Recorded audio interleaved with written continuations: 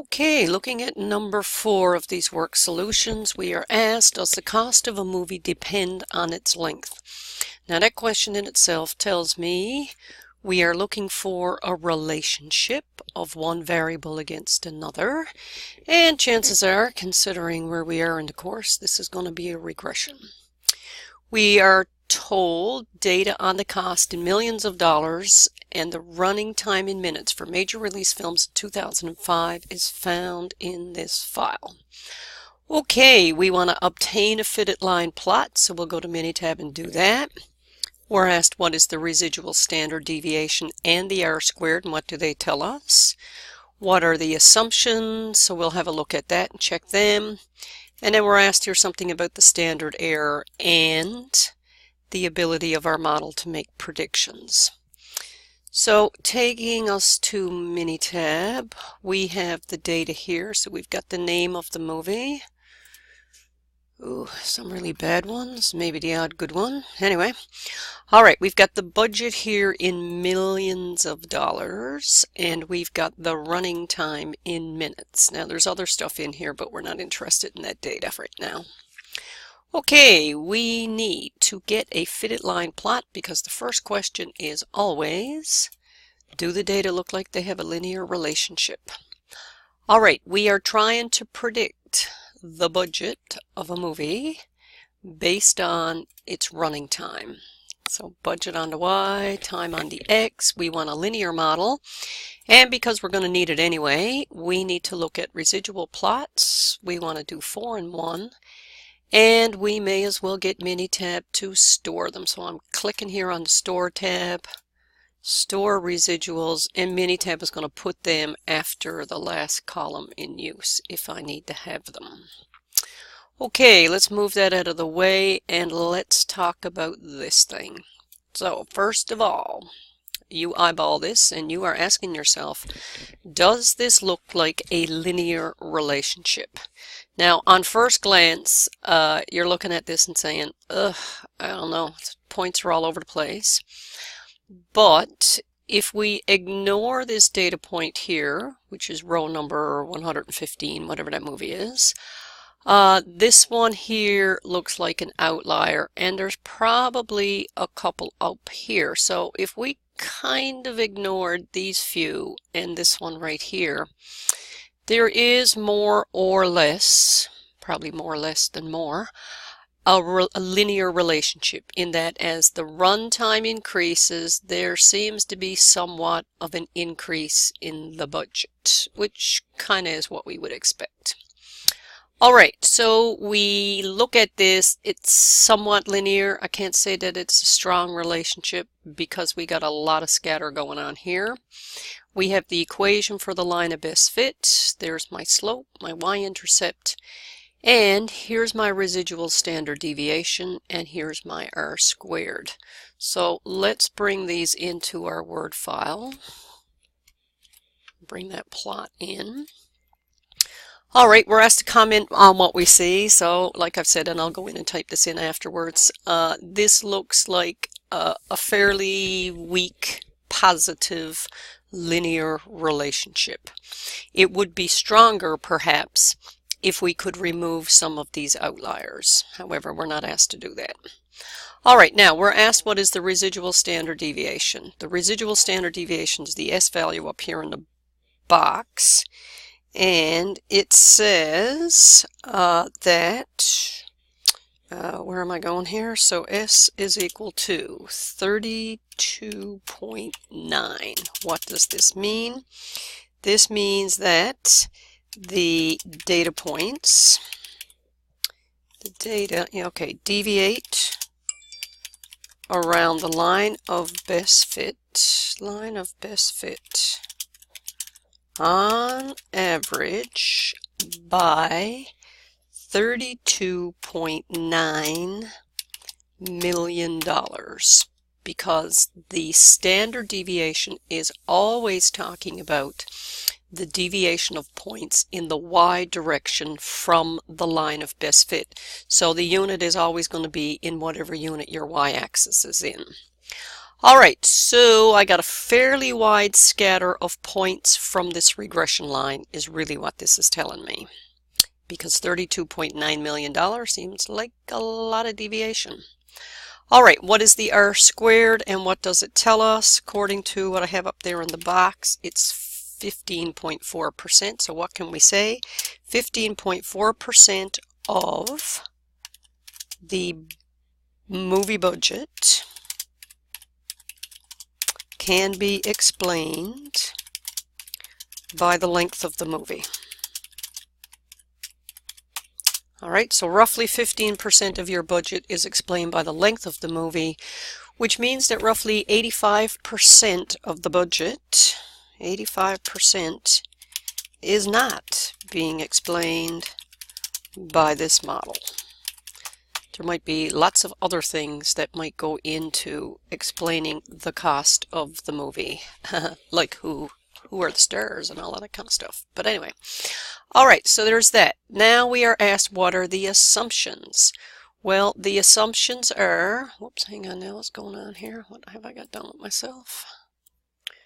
Okay, so assumptions are that our relationship looks linear. And I guess if we can kind of ignore some of these high and this low point right here, they look like they're kind of, the relationship is kind of linear. So I guess we've met that one. And if we go back and have a look at the residual plots, this looks weird. These residuals don't look normal to me because I got a few falling off the wagon here, and there's that data point of 115 again. So that doesn't look normal. This looks more or less like random scatter. There's that data point right there, which again is that outlier. This model might improve a fair bit if we remove this movie, whatever it is. Maybe we'll go in and do that. Anyway, right now, that's an outlier, but ignoring that baby, I have more or less a random scatter, although there does seem to be a bit more spread in the positive direction than what I have in the negative direction. But more or less, this looks like random scatter. So what does this tell me? It tells me that I have equal or constant variance. So that one's met. The residuals look weird. I would check them. Now, down in our spreadsheet, we had already gotten Minitab to save the residuals. So I can go in here and run a Ryan Joyner test on these residuals. Whoops, what am I doing? I'm not doing a correlation. I'm doing, come on. I'm doing a normality test on the residuals. And it tells me that they are not normal because this p-value is less than 0.01. So alright, have I met my assumptions for these data? I haven't really. Okay, what is the value of the standard error of the slope of the regression line and what does it tell you? Alright, stuff that talks about the slope, we need to go back into our Minitab and we need to run the regression, this time not from fitted line plot but from the regression window. This gives me more information than fitted line plot.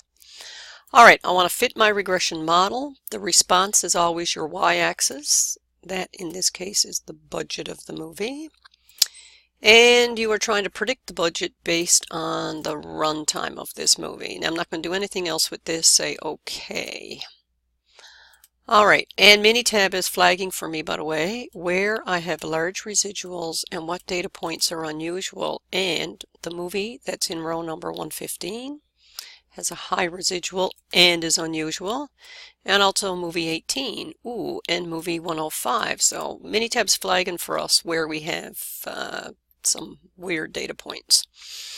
Alright, what are we interested in out of all of this? This information we're kind of getting when we run the fitted line plot. There's my S, my R squared, but what is new in here that I do want to see is this information. Now, of course, I already got the equation, but alright, let's bring this in to our Word document, to a copy in here.